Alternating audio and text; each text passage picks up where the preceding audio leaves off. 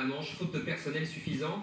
Et bien, autre situation tendue pour les hôpitaux dans les zones touristiques, où un même nombre d'urgentistes et d'infirmières doit faire face à une très forte hausse de la population estivale. Bonsoir Anne-Claire Cognard.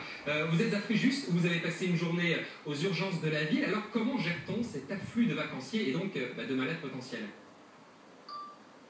Eh bien c'est difficile évidemment, et nous avons suivi à l'hôpital des équipes qui gèrent chaque jour afflux tendu, des arrivées incessantes de vacanciers, des touristes plus ou moins gravement blessés qui s'ajoutent aux habitants de la région qu'il faut soigner en temps normal. Pour vous donner une idée, ici à Fréjus où je me trouve, la population passe à peu près de 50 000 personnes l'hiver à 150 000 l'été. C'est tout simplement le triple, et je peux vous dire qu'aux urgences, eh bien, c'est parfois compliqué à absorber. Voyez ce reportage réalisé avec Émilie Denis et Jean-Claude Lambert.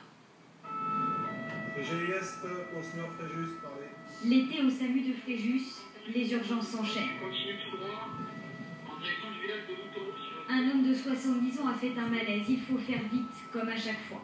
Ça n'arrête pas, on multiplie les interventions par 2 ou 3, donc on est à la 5e depuis ce matin, il est à peine 16h30 et ça va se poursuivre comme ça tout au long de la soirée et d'une grande partie de la nuit. À 30 km de là, les pompiers sont déjà sur place.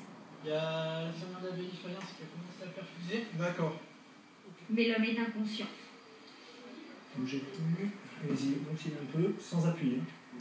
La victime est dans un état grave, elle doit être transportée vers l'hôpital.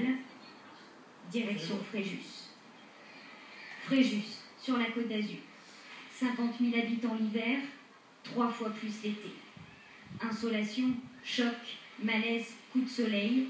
Petits et gros bobos atterrissent tous dans cet hôpital de 500 places où les urgences sont surchargées. Sur ces brancards, des patients en attente. Votre fils, il faut qu'il attende que le médecin vous ait vu. Dans ce couloir, ils sont une dizaine installés sur des fauteuils faute de place. La douleur, là maintenant, elle est toujours présente, monsieur?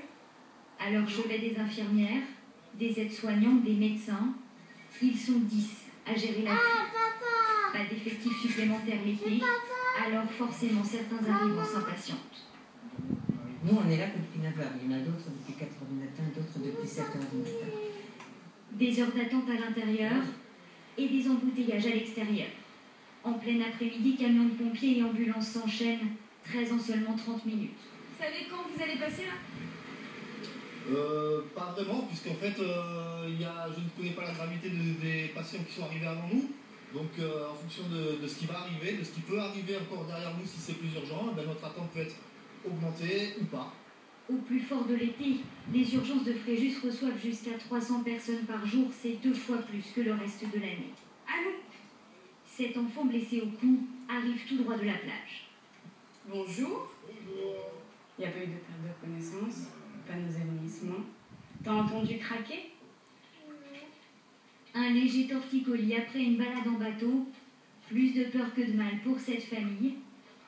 Les vacances vont pouvoir continuer. Dans la salle des urgences, ambiance moins réjouissante. Les heures défilent et les patients s'accumulent.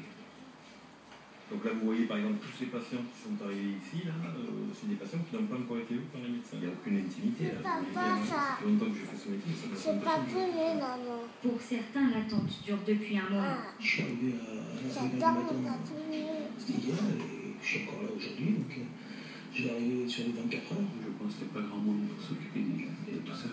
Ils sont tous très gentils, très patients, mais j'ai l'impression qu'il y a un manque au niveau surtout des médecins.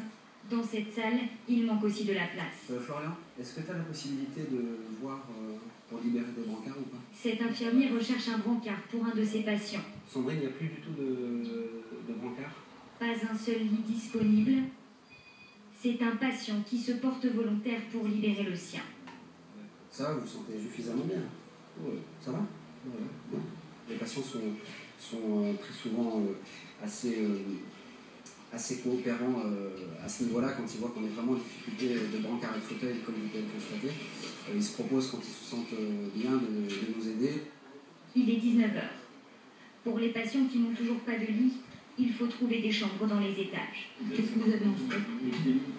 Cette infirmière tente de savoir auprès des médecins qui elle peut placer à quel endroit. Vous avez beaucoup à hospitaliser? pas toujours évident. Moi j'en ai une. Une, c'est toi. Ça arrive que vous ne trouviez pas de lit pour un patient? Et oui, ça arrive. C'est un casse-tête. C'est vraiment un casse-tête. Dehors, de nouveaux patients arrivent. Ce jour-là, 243 personnes ont été accueillies en 24 heures aux urgences de Fréjus. C'est l'une des cartes postales.